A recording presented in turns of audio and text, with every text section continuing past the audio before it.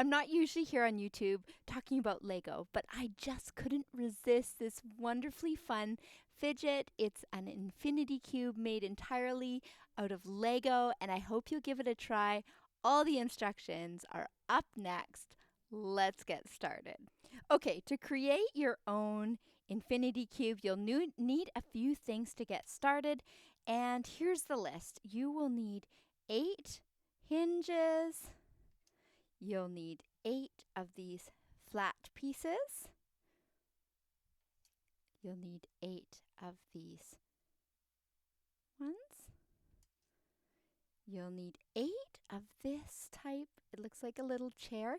Make sure that the studs go on the inside of this, so it looks just like this. 4 on the outside, 2 on the inside. So 8 of those. Then you'll need 24 of this. And to be honest, this is the hardest part of the project, but it's also kind of fun to go on a massive treasure hunt in your huge Lego bin. Now let's get started. The first thing you're going to do is put 2 of these 1x2s on these little brackets like this, and it makes them look like tiny little chairs, which is kind of fun. You'll also notice that in this build I use just all random colors and pieces. Of course, it's fun to have it all matching, but let's be real, most of us have this assorted bin of Lego that might not all be matching, so I thought I would stay practical.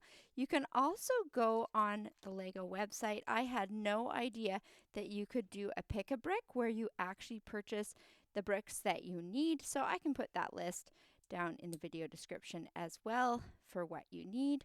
I'll also put the list on the screen. So once you have all your little chairs created like this, you will be lining them up in a special way. So you're going to want to have one little chair facing this way. You can see the 4 is to this side. Then you'll actually be placing it down like this. So you can get it ready like this and then place it down like that. You'll be doing that 2 times. And both times it's really important that this not be facing that way. It does need to have this facing this way. So once you have that ready, you're going to do 2 in the mirror image of that. So this time you'll have the high part on this side of your build, and you'll be placing these little chairs with the outside on this side, placing it down like this both times. So this is the main part. So you've created kind of, they remind me of Minecraft beds, but that's another topic. Okay, so the next thing, you'll take these little pieces here, and you'll be putting one on the end of each little bed piece, just like so. We're doing them all at once. You can choose how you like to do this at home, but it helps me stay organized if I do it this way. When it's on the mirror image, you're making sure that the high part's on this side. The little 2-piece is over there. You can tell I don't know all the names of all these pieces like you guys probably do, but here we go. The next thing you'll be doing is you'll be taking your hinge bracket, and this is another helpful tip. If you close it, you'll be looking for the rounded part being on the downside when you place it. So you'll place that to join those 2 pieces together. So you can see later on they'll open up, but it's kind of helpful to keep them in that shape right now. So you'll put another hinge piece, have the rounded part down. There we go. And we'll put another piece, rounded part down, the other side. And again, this part does get to still have the rounded part facing down. And we'll do that one more time. You'll have to let me know if you give this a try at home. Okay, so now we have the main part of your build. If we flip it upwards now, you'll see that there's a little space here to put another hinge bracket. So you'll be looking at it like this. You'll flip it to its side and you'll grab another one of these hinge pieces.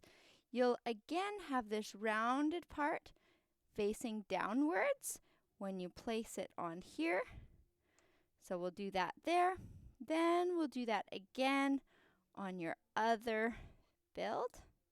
Remember that as you do this at home, you can pause this video anytime to be able to double check what you're doing. So once you get to this point, you're going to take these smooth little flat pieces and place them on there. It gives it a nice finished look. And mine, of course, are all different colors to keep it exciting here, and we'll place those there. Then the next thing that I do is I take these leftover 2x1s, and we're going to put that on the bottom side. So if you're looking at these smooth ones, on the bottom part of this, you're going to place more of these little plates. There we go.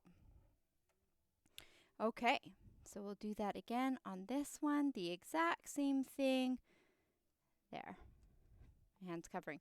So this is the step we have so far. You can see it does move, and it gets tempting to start to move it around. Then it gets a little harder to see what you're doing, but it's pretty exciting. So now we have these hinge pieces here. We can face them up, and we're going to put some smooth plates on. So we don't want to trap the movement of this, so we're going to put a flat piece on this 4 and a flat piece on the 2 here. Then we're going to do the same thing in every location. Again, make sure that your hinge piece can still move, so you put the 4 on that outside of that, the 2 closest to the end of your bed piece. You do it again over here, making sure every time that your hinge piece can still open. You can see I have some Jurassic Park pieces in here from my kids' Lego bin. So once we have that in place, we'll finish this one up. Then this is exciting because your build is almost complete. We have a little bit of a reflection here from the lights, but hopefully this is giving you a good angle to get this together. So the next thing we're going to do is we're going to place the smooth parts together. So you can see that this is a very smooth edge. We're going to place these together. And on one side we have these bumps here that's facing downwards. And we're going to be putting the hinge brackets on these to attach them together. And when we see this little bump, we're going to have the bumps on the bottom, and we're going to put this bump facing upwards like this. Give that a try. Snap it in place. And once again, we're going to look for that little bump rounded piece there. We're going to put it upwards. So you can see that it's going on the side that they're all smooth. On the other side, we have those hinges sticking out and here and here. Now this is where it gets really exciting because we are going to put the smooth plates. I did try it once with the ones with a bump on it, and that definitely doesn't work. So you do need to have these little 4 square flat pieces to go on. And there you have it. There's your infinity cube. So I hope that was a fun build for you today. I don't usually do Lego tutorials, but I thought it would be great fun for piano students to do something different. It's a great quiet sounding fidget, and I hope you have lots of fun with that at home.